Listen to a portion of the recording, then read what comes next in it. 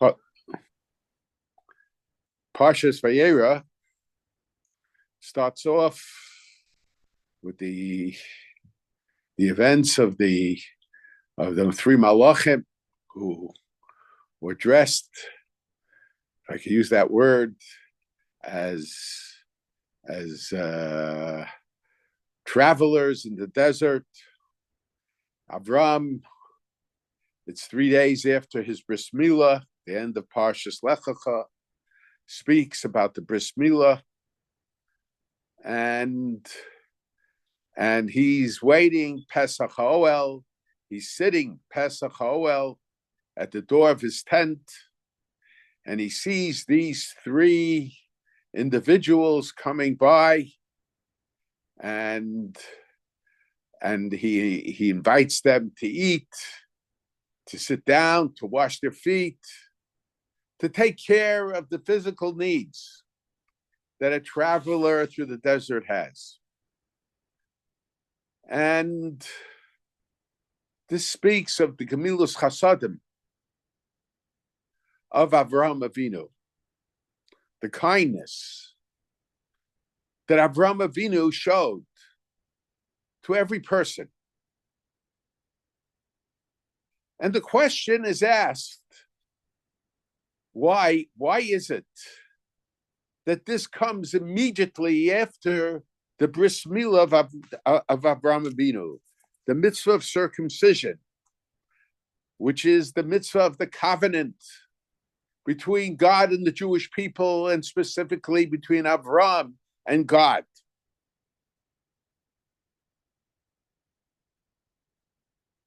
Now, it's interesting. I discussed it last week. I'll just quickly review it. Some people didn't get to see this share last week, but the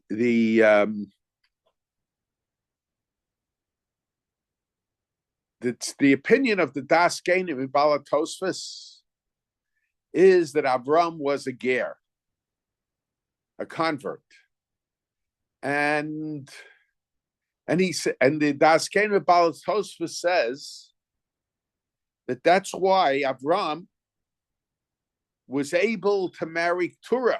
After all, Turah was Hagar, and Hagar was the daughter of Paro.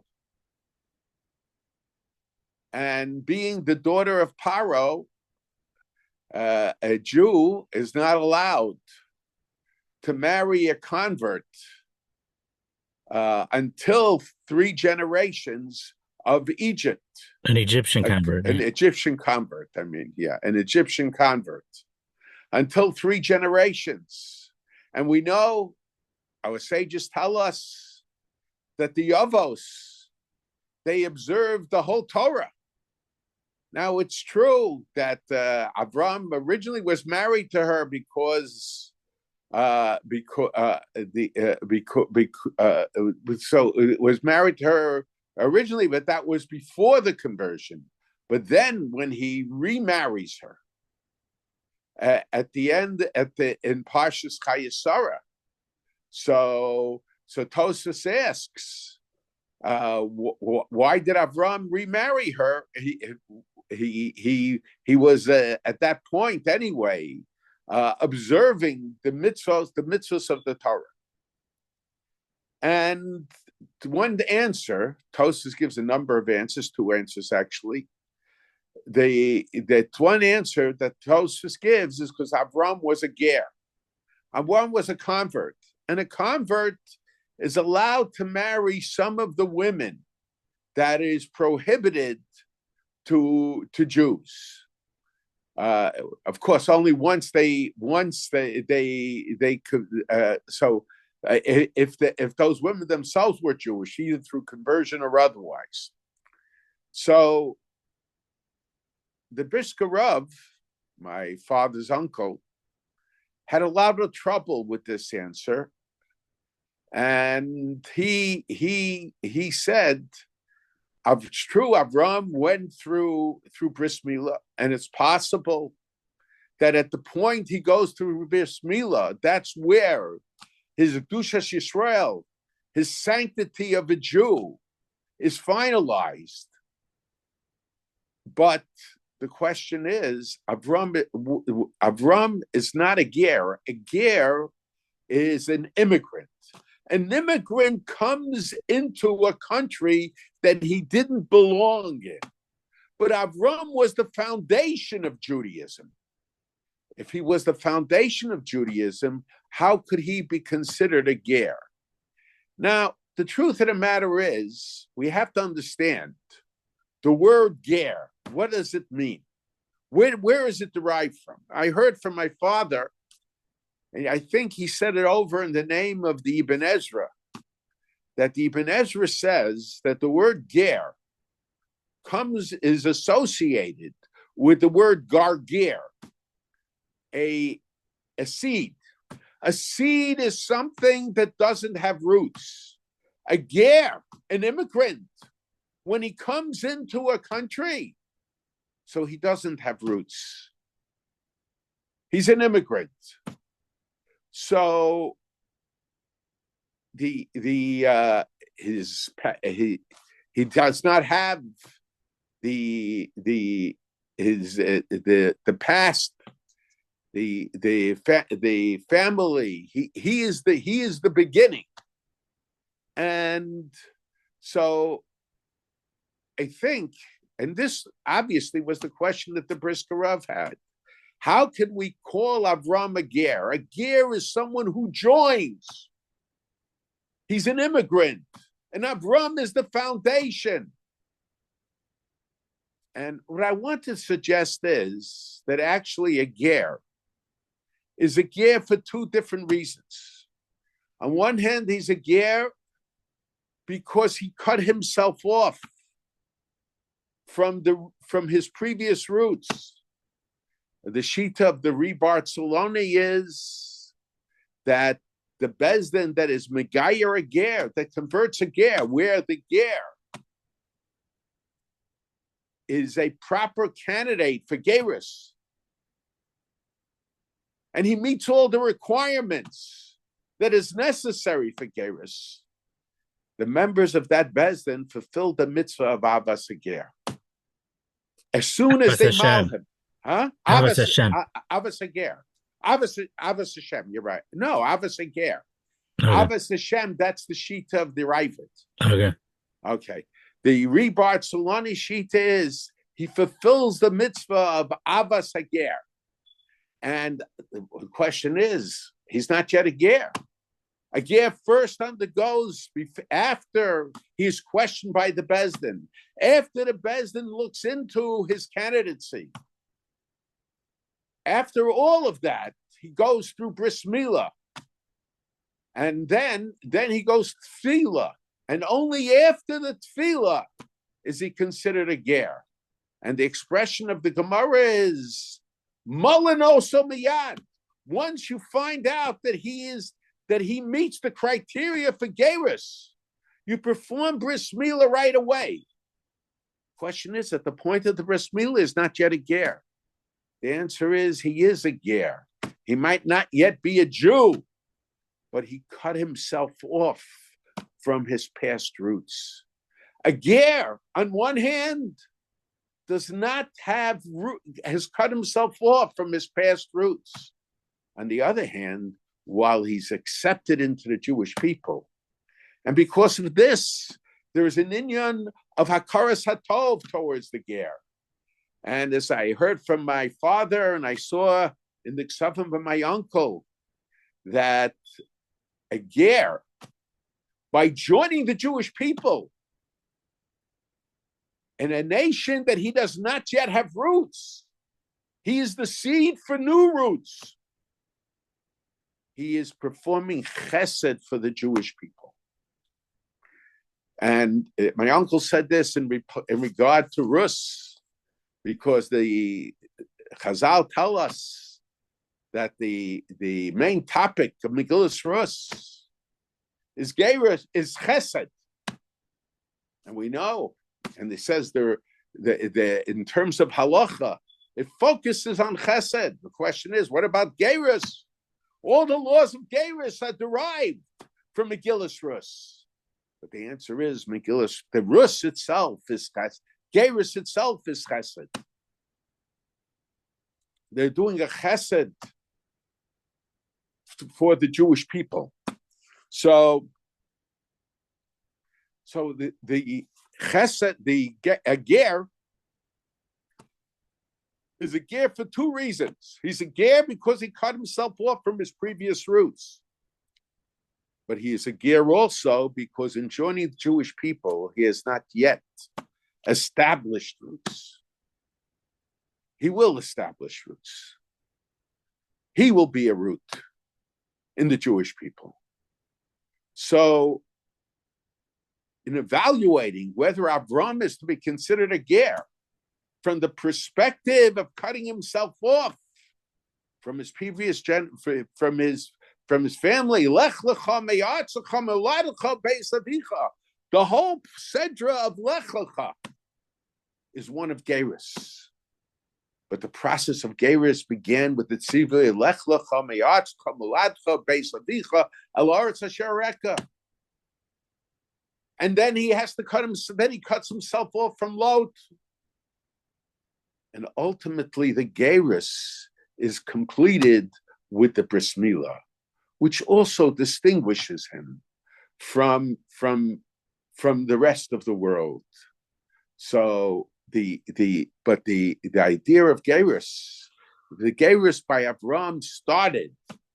The process of gerus started at the time he got the tzivui, the command from God, Lech lecha meyatzecha meladecha beis avicha. Now,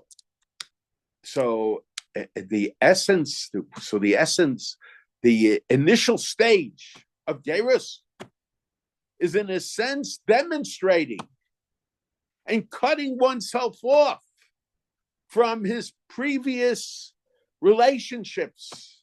Now, it doesn't mean literally, chas v'shalom, not to have a relationship with the parents that you had because they took care of you.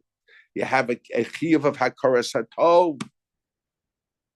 But in a sense, a ger cannot see himself as part of the previous nationality. Yes, a ger in America was an American beforehand that is an American afterwards. But there's a difference between being Jewish as part of being an American or being an American as part of being Jewish. We have to be loyal citizens. The halacha requires us to be loyal citizens. But our devotion to America has to be part of our being Jewish, not our being Jewish as part of being American. And that's very important these days, because very often, unfortunately, people try to mold their Judaism by their Americanism. And we have to mold our Americanism on the basis of our Judaism. Now, so in a sense, Avraham cut himself off. Now, immediately with the completion of the gerus. Now,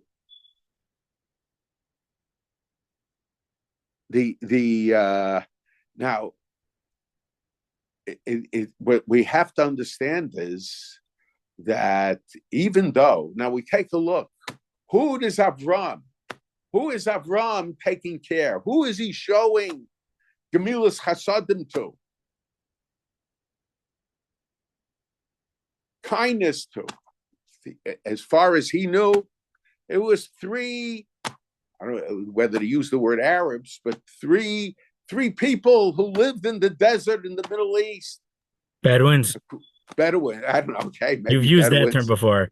Huh? You've used that term before. Okay. Bedouins, people who live in the desert, who walk in the desert, they go from place to place. So he shows them Gemilas Chasadim. In other words, we shouldn't think that by becoming Jewish, we're only concerned about Jews. we have to be concerned about everybody. We have to show kindness to everybody. And just as we have to show kindness, to all of mankind. So that's one explanation. The other explanation, I heard once, I don't remember who told it to me, but in the letters of the Chazon Ish said that when a Bezdin evaluates a person for gerus, so he has to check their mitos, their character traits. It's not enough to see if they'll observe Shabbos. Of course, it's important that they observe Shabbos. It's not enough to see if they'll observe the laws of kashrus. Again, it's important that they observe the laws of kashrus. But they have to check also their character traits. And I think that we could suggest that perhaps, just like we have signs of Jewishness, the bris milah, which was the gerus of Avraham, which was the conversion of Avraham, which is at the end of last week's Sedra. There's a sign of Jewishness. There are physical signs of Jewishness, and there are character signs of Jewishness. And Avraham, by Gemilas Chasadim, by showing kindness to these Bedouins, he was demonstrating that one of the signs, our sages tell us, what are the signs of the sons of Avraham, Yitzchak, and Yaakov? Rachmanim, Baishanim, Gomle Chasadim. They're merciful. They Rachmanim, Baishanim. They are modesty. It's not so important to them to be the center of attention. And Gomle Chasadim, they show kindness to people. And here, immediately after, Torah tells us that Avraham became a ger. The Torah tells us, or that if you want to go with the sheet of the Brisker Rav, immediately after the Torah tells us that Avraham became Jewish, not necessarily being a ger among the Jews, but becoming Jewish. So the Torah tells us about the Gemilas Chasadim that he did. And the Torah tells us about Sarah, who also underwent gerus at that point. V'hinei ba'ohel, she stayed in the tent. She didn't try to be the center of attention. Modesty. And then the Torah tells us how Avraham pleaded with HaKadosh Baruch Hu, with God, on behalf of the people of Sdom, to save them. Why did the Torah tell us that? So, in other words, the three signs of the Jewish people, the character signs of the Jewish people, Rachmanim, Baishanim, and Gomlei Chasadim.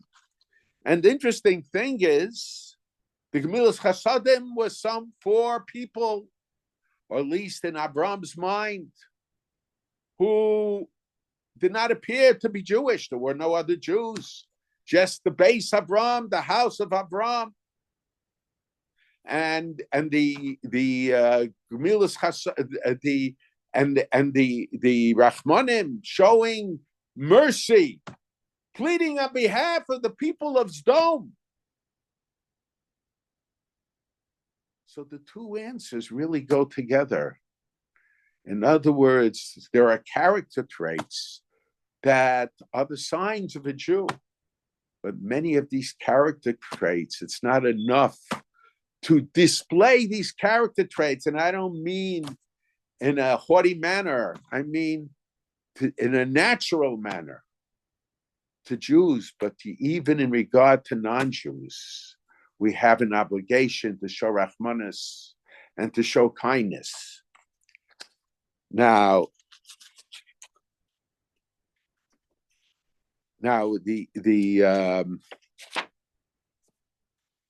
so in a sense, on one hand, we see here from Avraham that his Jewishness, in spite of his Jewishness, he has this universalistic, not only he in spite, but it's almost as it's part of the criteria of his Jewishness to have this universalistic perspective, to be concerned, to be concerned about others.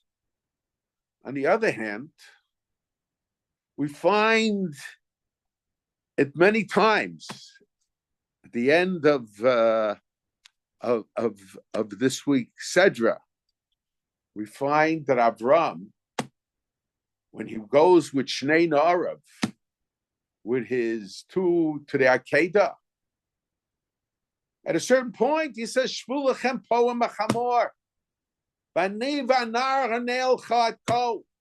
In other words, I can go with you a certain distance, but there are limitations in my involvement with you. And also, it's interesting, at one time, there is a machlokas rishonim as to how many matzahs a person is supposed to have at the Seder. Whether you should have 3 matzahs, which is the general practice, or 2 matzahs. And that was the opinion of the Rambam and the opinion of the Grub, the Vilna Gaon. 2 matzahs. My father had 3 matzahs at the Seder, but I understand that my grandfather and Reb Chaim, they had 2 matzahs the Seder. They followed the opinion of the Vilna Gaon and of the Rambam. I read in one of the Svarim that the Brisker Rav would have 2 matzahs and then a third matzah that he separated with I don't know, a piece of paper, a napkin or whatever it was. But there is a machlokas. And Reb Chaim was once discussing with Reb Simcha Zelig Rieger, who was the Dayan of Brisk, whether the 2 shitas. And Reb Chaim was disposed, as I mentioned, to the opinion of 2 matzahs. And Reb Simcha Zelig Rieger mentioned to him that there is that in the piyutim of Shabbos Hagadol, it's mentioned, and those piyutim were written in the time of the Gonim, in the early generations, that the three matzahs correspond with the 3 mizbechos, the 3 altars that Avraham and Parshas Lech Lecha built. And Reb Chaim said that if you look through the Chumash, you see that Avraham built 4 mizbechos, 4 altars, because when he, by the Akedah, in this week's Sedra, it speaks there also of Avraham building 4 altars. Building the altar for the Akedah. So in addition to the 3 mentioned in Parshas Lech Lecha, so there is a 4th altar there by the Akedah. So, but the question is, we have to understand the piyut. Why is it that the 3 matzos correspond? The 3 matzos from one correspond with the 3 altars that Avraham made in the earlier years, and the 4th one, the 4th altar, which he made by the Akedah, isn't taken into account in regard to the matzos. Now, I think when you take a look at the matzos, now matzos are identified with Pesach. And Pesach, the significant matter of fact, the Zohar says that the holiday of Pesach is identified with Avraham. Avraham is Pesach. Yitzchak is Shavuos, I've mentioned it many times, and Yaakov is Sukkos. Now Avraham is the first Jew. Echad haya Avraham Avinu. He was the first Jew. Avraham symbolizes the idea of separating himself from the nations of the world. And in a sense, that was Yetzias Mitzrayim. That was the Exodus. The Exodus was the separation from the nations of the world. And this is a part of his process of Gerus, of Avram's process. Initially, it happened not all at one moment. It was an ongoing process. And the ongoing process with Avram, so these three Mizbechos had no connection. He went to the Mizbeach. He would, as a Jew, he would feel an obligation to tell people about HaKadosh Baruch Hu. But it was only Avram that made this Mizbeach. Only these three Mizbechos were made only by Avraham Avinu. Whereas the Mizbeach at the site of the Beis Hamikdash in Har HaMoriah, that Mizbeach, that altar, Chazal tell us, Adam Arishon made a Mizbeach there. At the same spot where the Beis Hamikdash, the site of the altar of the Beis Hamikdash, on that same spot, Adam Arishon made an altar and gave karbanos and gave sacrifices. Noach,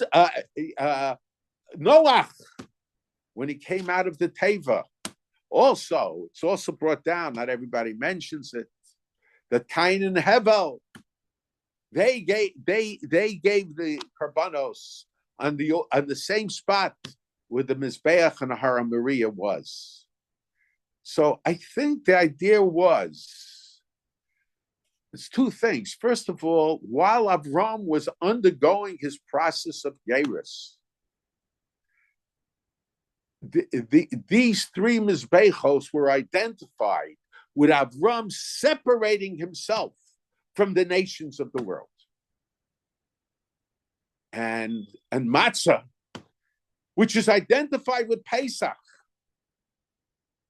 also is symbolic of separation of Goy Mikarev Goy. So the three matzos are symbolic of ourselves, as seeing ourselves as separate from the nations of the world.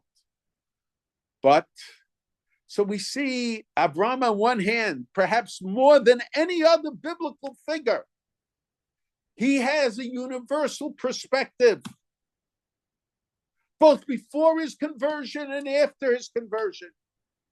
As the Rambam tells us in Hilchos Avodah Zarah, Avram would travel from city to city, and he would tell the people about God. Avram had a tent where, according to our sages, that there was a door, an opening on every side of the tent. So anybody traveling through the desert could come into his tent, could receive food. So he was a universal figure. On the other hand, Avram, certainly with the Bris Milah, is Goy Mikarev Goy, he's a ger. He cuts himself off from the other nations of the world. There seems to be a conflict here. Now, if you take a look,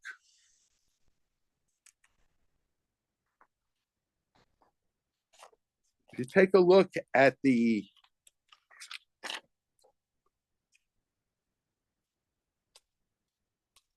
when Avraham Avinu goes to the Arkedah at the end of this week's Sedra. So Avraham Avinu is, as I mentioned, he travels with Shnei Naravito, with his two servants. There's a medrash that says the two servants were Yishmael and Eliezer.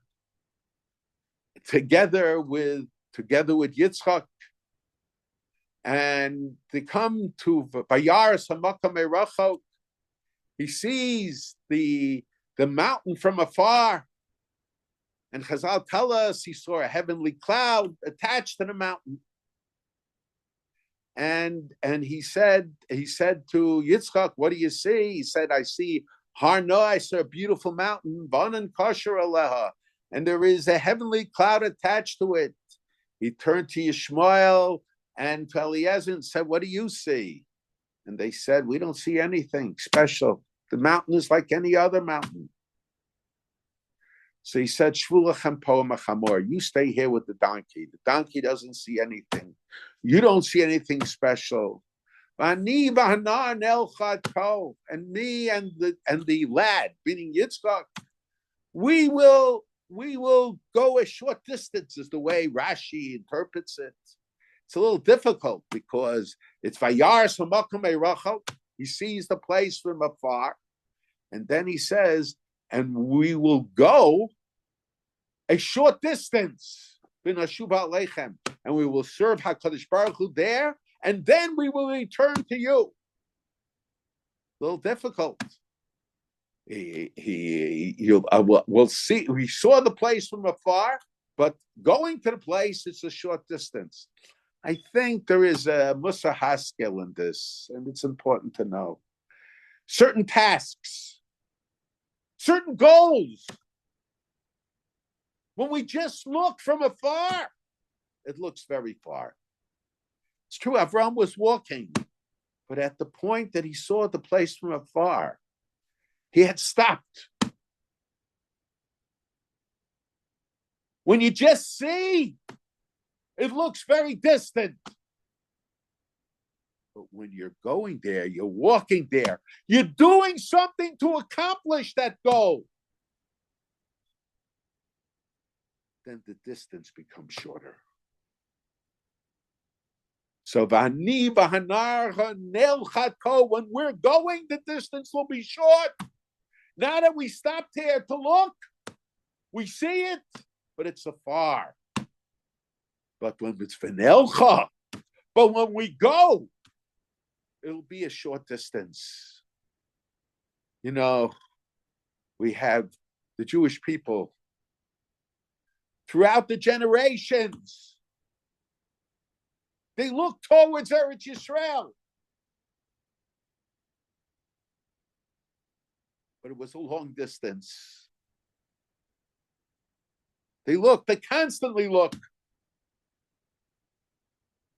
But the distance became a lot shorter when it was v'nelcha, when they took action.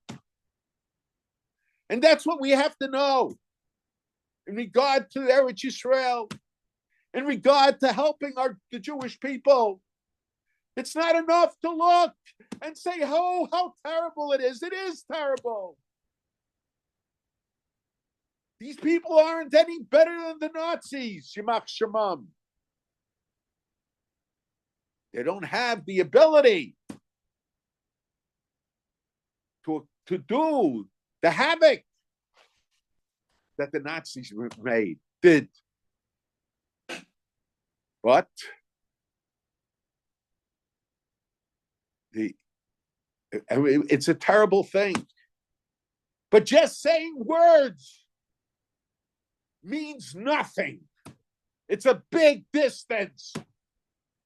There has to be a v'nelcha.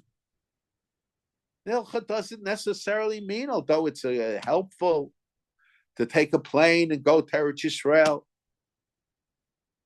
But v'nelcha can mean to use political pressure.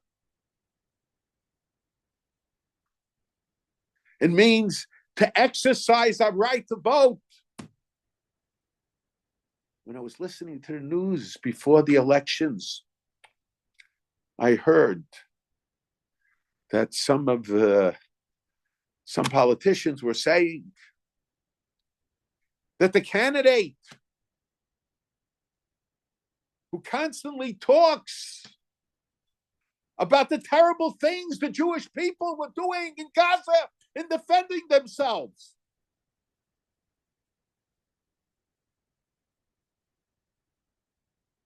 will win Pennsylvania because of the Jewish votes in the suburbs. I think they said the Jewish women in the suburbs, but they felt assured that the Jewish people will support them.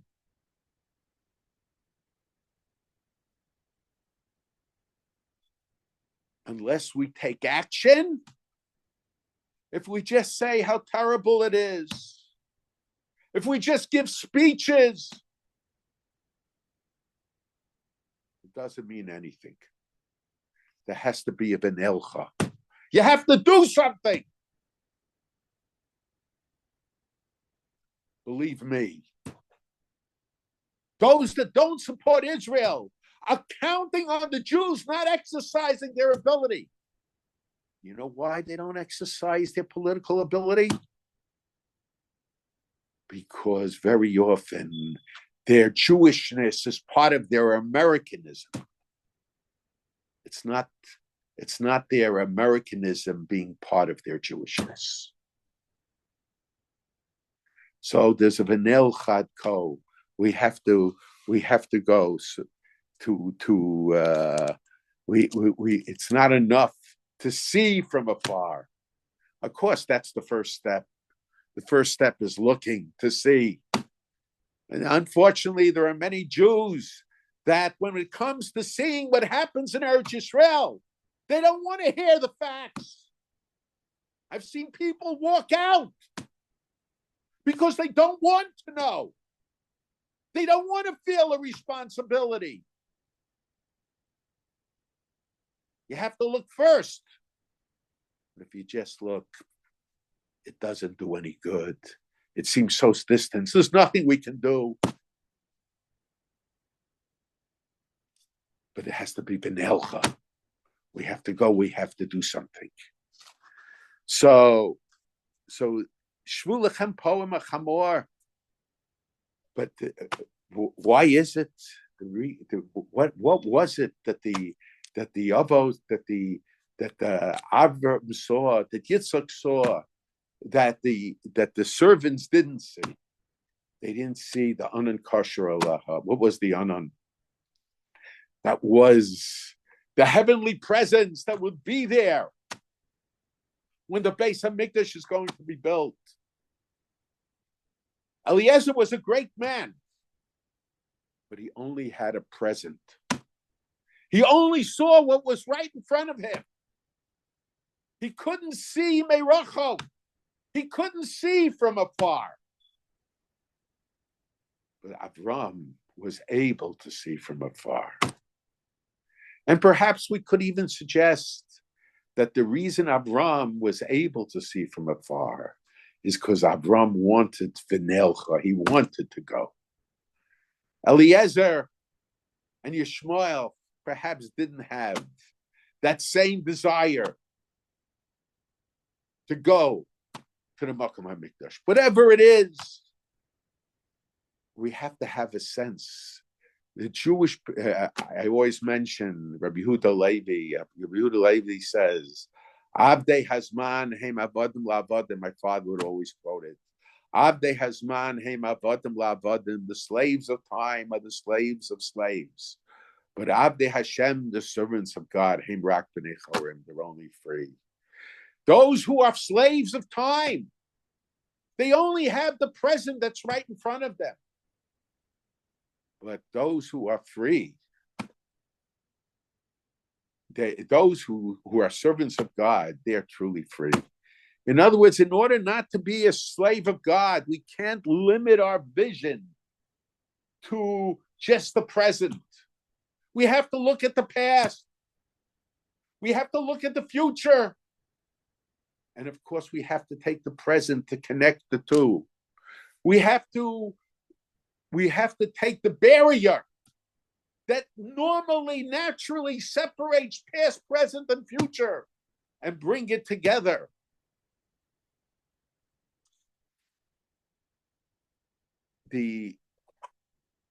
My father would always say that, and my father wrote a lot about how we have to show kindness, how we have to show friendship to even non-Jews, I'll tell one story about my father. It's an amazing story. My father, whenever we went on the subway trains in New York, and it wasn't like today. Today, as an adult, I wouldn't go on subways. With the way law enforcement is or isn't, it's dangerous. But New York, in third or fourth grade, all the boys of the yeshivas in my time would go on the subway trains. And on occasion, my father would go with us. And my father used to make us stand next to the wall. He didn't want us to be near the tracks. And it was to a point, all the way by the wall. Didn't understand it. Didn't make sense. But later on, I heard from a number of people. My father never told me that story. But I heard from a number of people that my father, when he was young, he was going on the subway in New York. My father came here when he was 13 years old. I don't know how old he was when this incident happened. And he was standing at the subway, probably like all of us, were somewhat impatient about when the subway train is going to come. Might have been a Sunday, who knows? Trains were not too often on Sundays. And a crazy lady who apparently had some mental problems, she started screaming all kinds of comments against the Jewish people, and she pushed my father onto the tracks. My father, but in the process of pushing my father onto the tracks, she also fell on the tracks. And my father climbed out to the tracks, and then he helped her get out of the tracks. And at that point, there was a priest there. And the priest went over to my father, and he said to my father, "What's your name?" And my father said, "Aaron Soloveichik." He said, "Bless me, I never saw someone as holy as you." And there are certain people who are upset with my father trying to inspire people to act in accordance with the halacha, to stop movements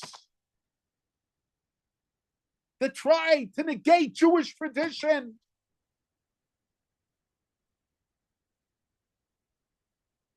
And when someone told some of these people over the story, the answer was, "We don't believe it." And they told the truth.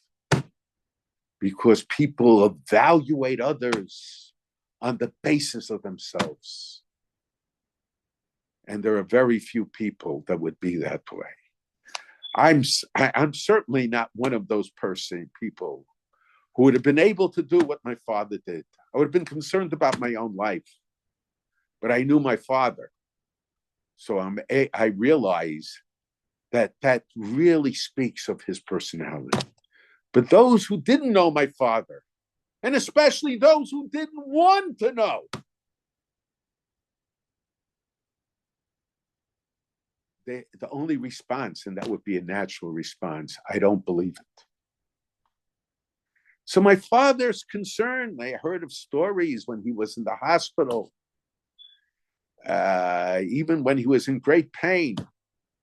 This I heard from in the name of Talmidim of his that were in the hospital, that he was in great pain, but he refused to let out his pain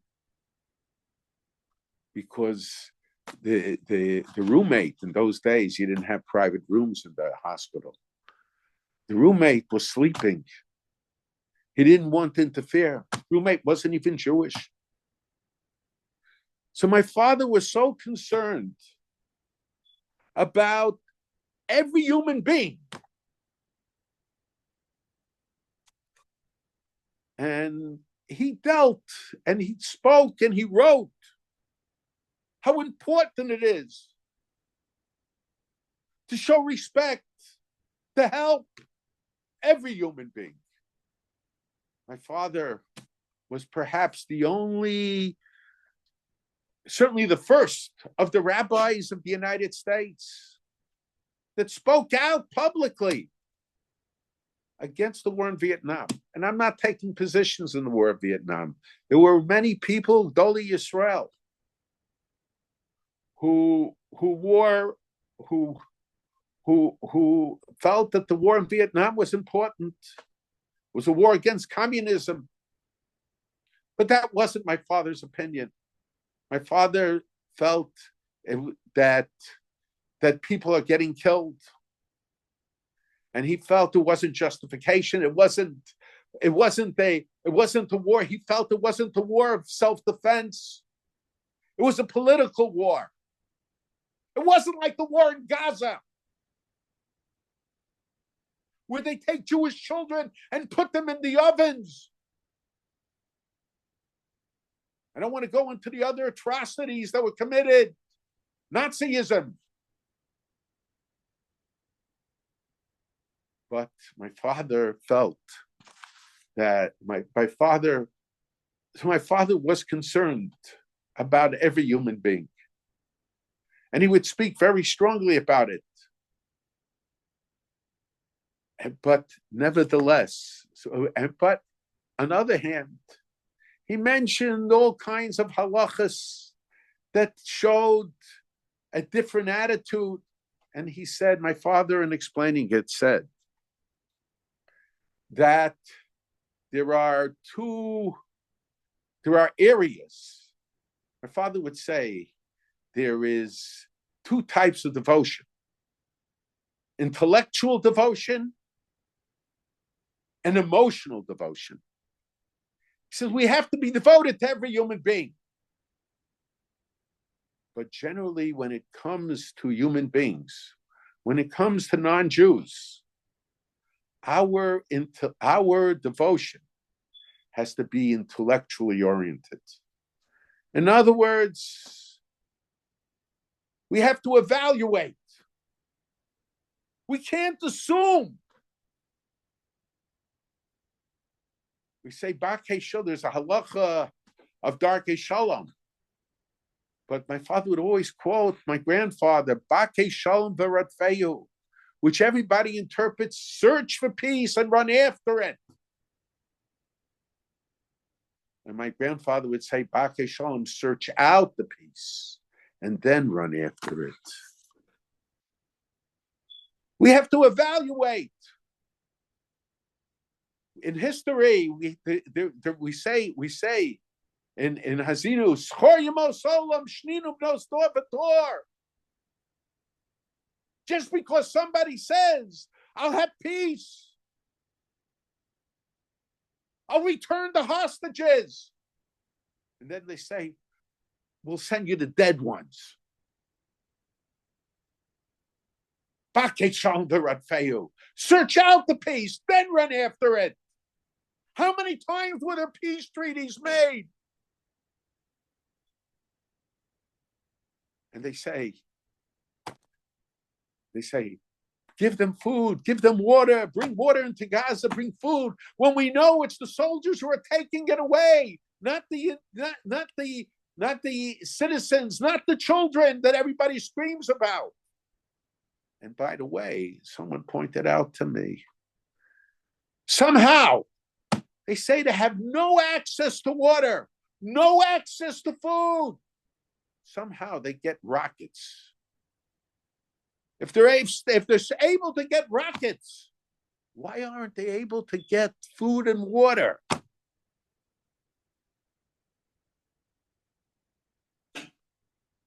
You have to evaluate. You have to think. Unless you don't want to think. So there are areas in life where we have to have an attitude of kavod habrios, of doing kindness, of helping. But the areas of life that we have to be separate. Shvulachem poem achamor. Certainly when it comes to ritual, we can't have joint ritual. Now it's true. The Beis HaMikdash, ki beisi beis tefillah yikari l'cholamim. The temple was considered to be a house of prayer for all nations. But when they come to daven to HaKadosh Baruch Hu, in the Beis HaMikdash, they have to come to daven to the God of Israel.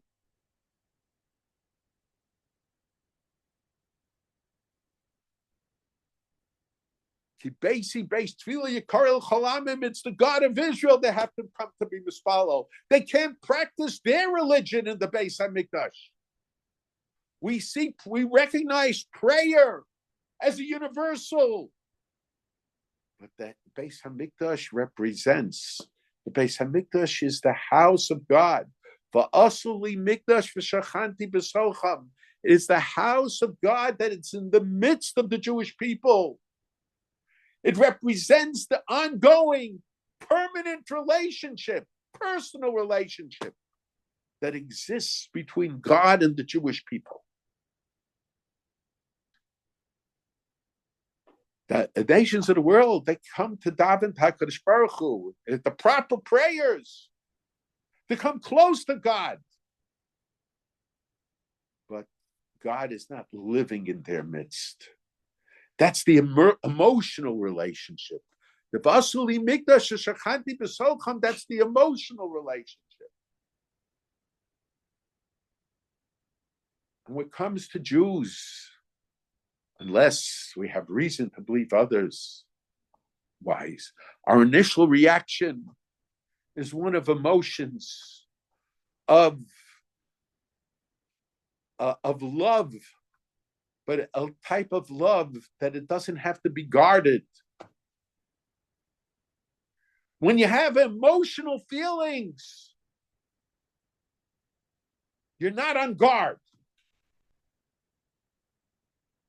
But when you have intellectual devotion, you're still on guard. Our experiences through history has shown us that we have to always be on guard. Why did all these false peace movements begin among the Jewish people? Because the Jewish people, and understandably, are tired of being on guard. And foolishly, we thought that if we sign a piece of paper and we get guarantees from people who will never fulfill their guarantees, that we won't have to be on guard anymore. We'll be able to relax. But that is the destiny of the Jewish people until Mashiach comes. We have to constantly be on guard from the nations of the world. Our relationship with the nations of the world, yes, the Beis HaMikdash, ki beisi beis tefillah yikari l'cholamim. The Beis HaMikdash was Adam Rishon. It is a place for prayer, for non-Jews also, to the God of Israel, of course. If Noach gave his karbanos, gave his sacrifices there also. But for them, the Beis HaMikdash is a place to come to, not to have God in their midst. But for the Jewish people, the Beis HaMikdash is a place to have God in their midst. And that was the point, because the Beis HaMikdash was built. The Mizbeach of the Beis HaMikdash, previous to Avraham, Yishma, Admarisho, Noach, Cain and Hevel. They made a mizbeach there. They made an altar there also. Avram had to demonstrate that, yes, you can come pray over here, but now from this point onward, that I am going with Yitzchak. We are connecting. We're connecting past, present, and future. The Beis Hamikdash represents the ongoing relationship between all the generations of the Jewish people and HaKadosh Baruch Hu. That HaKadosh Baruch Hu is constantly in our midst. So Shvulachem Poem Echamor, Bani V'Anar Adko, me and the Nar, me and Yitzchak, we will go. Because we want to demonstrate that we are initiating a permanent relationship, an ongoing permanent relationship. There will be times when you can come to the Beis Hamikdash also, but the Beis Hamikdash doesn't represent the nature of your relationship with God. It's not V'asli Mikdash V'shachanti B'socham. So, and when you come to the Beis Hamikdash, you're coming to the Beis Hamikdash that represents the relationship between God and the Jewish people. And to a certain degree, we have to understand that and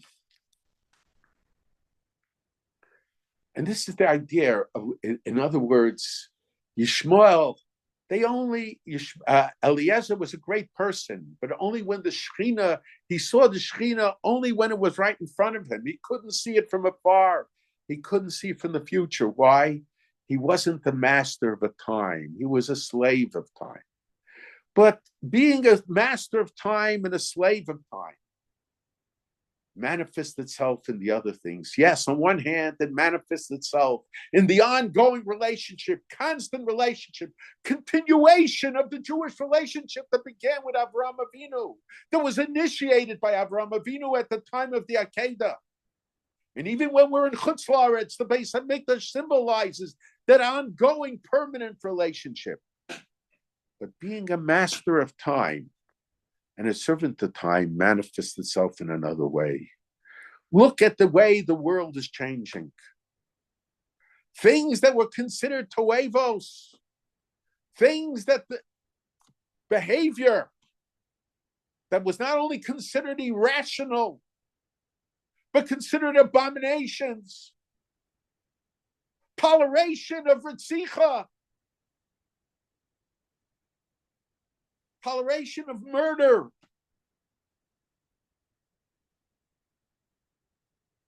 Today has become accepted. Each period of time has its attitudes. And someone who is a servant of time, a slave of time, he's a slave of the attitudes of his particular time. And it's changing very quickly. People themselves who at one time couldn't tolerate certain behaviors, certain attitudes, today not only accept it, but would even consider it a mitzvah. And you'll ask them, just a couple of days ago, a couple of months ago, a couple of years ago, you had the opposite attitude. What happened? And the answer is that was accepted then. And now we're progressive. Things changed. That's a slave of time also. Samson Raphael Hirsch, or Shimshon Raphael Hirsch said, the Chazal say, Kibu itim laTorah, which the literal translation is set the time for the Torah, which literally means set aside time for learning Torah, which certainly means that. But he said, mold the times in accordance with the Torah, not the Torah in accordance with the times. There are those who today try to mold the Torah in accordance with the attitudes of the time. Things that were abominations are not so bad anymore.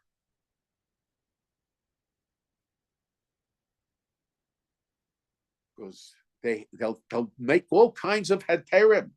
I mean, anybody who's rational, anybody who has any form of intellectual ability will understand that it's ridiculous. But people don't want to know. Not that they don't have the ability to know. They don't want to know. And I have to point out a number of things. It's very interesting. We just had an election. Everybody was surprised. And people about who to support. Whether to support those who have a strong record of support for Israel, or to support those who are constantly screaming against the Jewish people for defending themselves. They won't use those words, but that's what it amounts to in final analysis. And Jews put the issue of Jewish life as secondary. And what they call progressiveness, which really is just a way of going back to pre-civilization, that's their primary issue. And the question is why? And you talk to them and they'll tell you, oh, these political candidates help, are in favor of the people who are discriminated against, let it be African Americans, let it be American Indians, whatever it is. Of course, the Jewish people are not discriminated against. They might be murdered, they might be killed. They're not discriminated against. They might be beaten up on the college campuses. And the interesting thing is, in this election, those Jews who put the interest of the Jewish people aside because they wanted to emphasize their Americanism, and America is dedicated to helping everybody. So in spite of the fact that their excuse for devotion to the so-called progressive movement is to support groups of people that they felt are discriminated, those people that were discriminated came to understand, hey, it's not just a question of Israel. It's not good for us either. So these Jews supported those who in their mind support the minorities that are discriminated against, because we have to support them. But the people in those movements came to understand, they came to realize. In other words, what happened here? If you use your head, it's not something that people want to do. If you have the intellectual approach rather than the herd approach, the intellectual approach is, hey,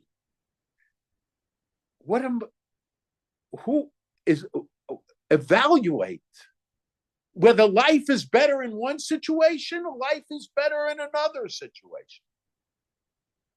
But people don't want to use the intellectual approach. Why? And especially the Jews that are part of these groups, because they have a very bad self-image. And they have to emphasize their Americanism over their Judaism. And they don't realize that the Jewish self-image is much stronger if the Americanism will be part of the Judaism rather than the reverse. And we have to understand, we have to evaluate. So we have to be dedicated to all types of people, and we have to be devoted. But we have to evaluate, constantly evaluate. We have to be constantly on guard. Look what's happening in the world today. Look at one time, people felt to join the progressive movement because they looked up to the professors in the universities. And the professors in the universities were advocating the progressive approach, the so-called progressive approach. What did this election show? It showed that the people are not looking up to the professors at the universities. Yes, the professors in the universities might show statistics. Oh, there is less crime today. But the people in the street, no. We're scared to go outside. It couldn't be less crime. They'll show statistics that the economy is better. But when we go to people in the street that don't know statistics, they'll say, hey, I don't know statistics, but I go to the grocery store. I'm able to evaluate. I see what a loaf of bread costs. I see what eggs cost. I see what milk costs. What does that show? That shows that a person tries to think. But there are people, because of their bad self-image, they just follow. They are part of the herd. It used to be called part of the movement. And even though each one has different approaches, you'll find there people in favor of gay rights marching together with the people who condone the murderers in Gaza. Even though if they would be in Gaza, they would be thrown off a roof. But issues don't play a role. Evaluation doesn't play a role. Thinking doesn't play a role. Not because they're all stupid, but because they all want to be stupid. And this is the lesson that we have to know, that when we evaluate our relationship with non-Jews, we have to have a relationship. We have to be devoted. But we have to evaluate. Will that relationship, will our devotion, will the manner of our devotion negatively affect the Jewish people, negatively affect the state of Israel, or not? And this is the Shulchan Poma Chamor. There is, and after the Akedah, Avraham goes with Shnei Na'arav, Vayelchu Yachtov, with his servants. He goes Yachtov together as one group. There are areas where we could be one group, and there are areas where we have to go separate. And that's what we have to know, because if we go as one group in everything, we become part of the herd. And if we become part of the herd, we join those who are trying to destroy the Jewish people, who are trying to destroy the state of Israel. And the blood of our brothers that will be spilled will be stains on our hands. We have now a chance to devote ourselves to show our political power and to show that we are dedicated to Israel, and that they should no longer say, we, the progressives, will have a victory because of the suburban Jewish vote. If anyone has questions, please put them in the chat. I think your Talmud Eli would give a different answer to the question about the fourth Mizbeach. Yeah, what? He said that we never saw that Avram brought korbanos on the first three.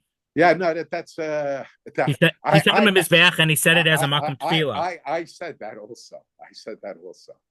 The Yitzhak Zev echo syndrome. Huh? The Yitzhak Zev echo syndrome. Original Dvar Torah. Yeah. No. I'm not saying that. It could be he didn't hear it from me. I've said that also. That's true. The first three, I used that to explain about Avram, about the Rambam Shita by Karbonis, but that's for Parshas Vayikra. Think your father, I think, mentioned. He probably said it himself. He didn't hear it from me, but I've said that also. I think your father mentioned the terms fellowship and friendship, That's correct. and you mentioned intellectual and Well, but that's how he defined it. Okay. That's how he defined it. Okay. Fellowship is when your guard is down, and friendship is your guard is still up. But it's true, I had forgotten the terms, but that's what my father said.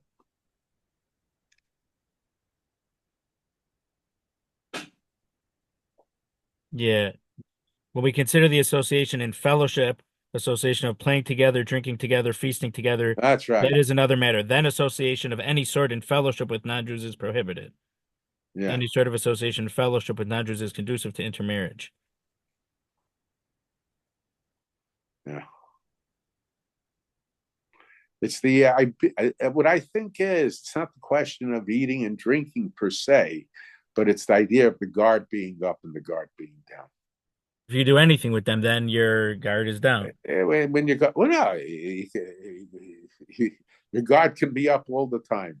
But it's the same thing about if pas nachri applies to nachto. Yeah, okay, because there was issues. If you're in his house, then then you're going to let your guard down. If you're That's only the in his same thing. shop, Right. then you don't have to let your 100%, guard 100. down. Yeah, 100%. Yeah. Okay. No other questions. No. Okay. Next week there's not going to be share, right? Right. That's correct. Probably no share next week for Chaisara, but the Mir Hashem the week after that. Have a good week, everyone. No.